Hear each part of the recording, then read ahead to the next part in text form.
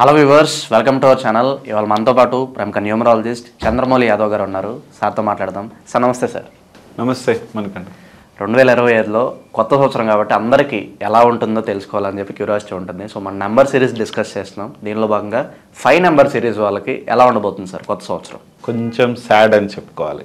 Bad న్యూస్లో ఉన్నాయా? కొంచెం 5 ఎందుకంటే 2025 అనేది 9 నెంబర్కి వస్తుంది కుజుడికి, వీళ్ళేమో బుధుడు. అంటే ఈయన యొక్క కుజుడికి బుధుడు వ్యాపారకారకుడు. అంటే ఎవరు ఏంటనేది ఆలోచించి మరీ చేస్తుంటాడు. కానీ కుజుడు అలా కాదు, బోలాశంకరు టైపు, ధైర్యశాలి, అన్నిటికీ అందరికీ మంచి పవర్ని ఇచ్చేతను. కానీ ఇతనికి నచ్చదు. కాబట్టి ఈ నంబర్స్కి 5కి 9, 9కి 5 అన్నట్లు కొంచెం నెగిటివ్ ఉంటుంది. కాబట్టి అది దృష్టిలో పెట్టుకొని ప్రతీ నెల 9కి సంబంధించిన డేట్లు వచ్చినప్పుడు కొంచెం చాలా కేర్ఫుల్గా ఉంటే సరిపోతుంది. ఇది రెమెడీ వీళ్ళకి. ఆ రెమెడీ వలన కొంచెం సెట్ కావచ్చు, ఇబ్బంది లేదు. 9 కానీ 18 కానీ 27 వచ్చినప్పుడు జాగ్రత్తగా ఉండాలి. ఆ విషయంలో ఎవరికైనా వీళ్ళు ఎక్కువ బిజినెస్లో ఉంటారు 5 వాళ్ళు. ఎవరెవరంటే ఈ 5 కానీ 14 కానీ 23 కానీ వీళ్ళు ఈ నంబర్ కిందికి మనకు 5 సిరీస్లోకి వస్తారు.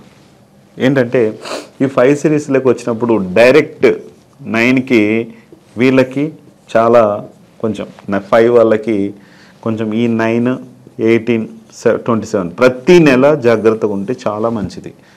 చాలా జాగ్రత్తగా ఉండాలి. అలాగే వీళ్ళకి కొంచెం పర్లేదు, ఒక 50% ఓకే.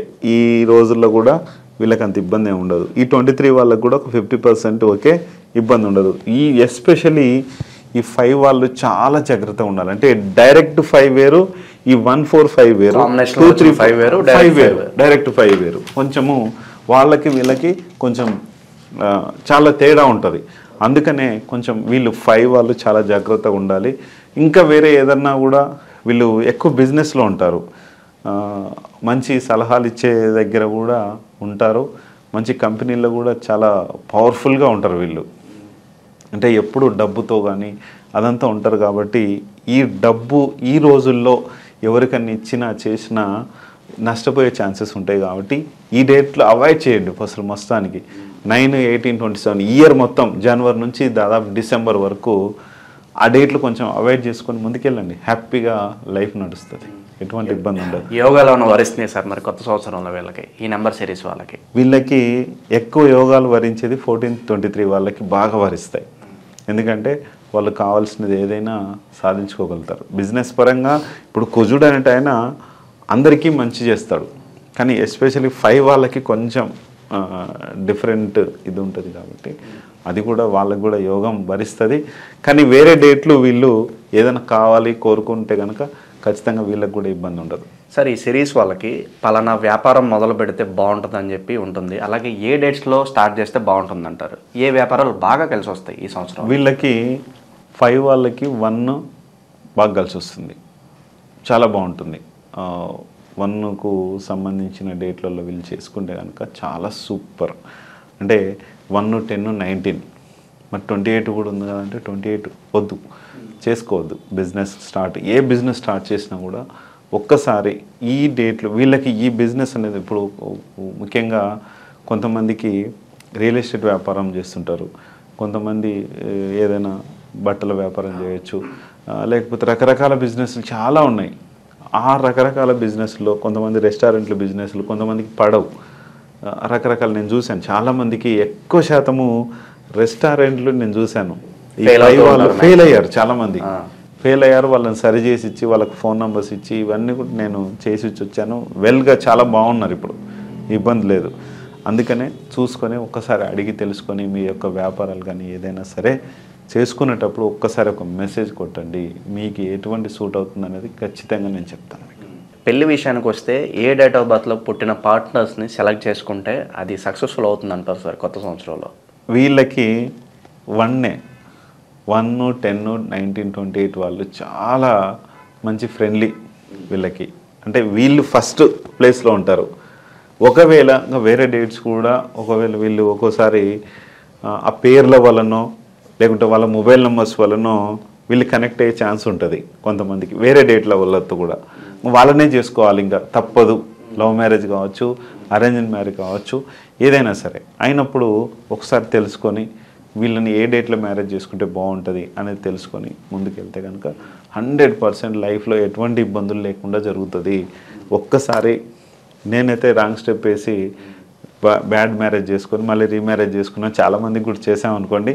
అట్లా ఎవరు కావద్దు.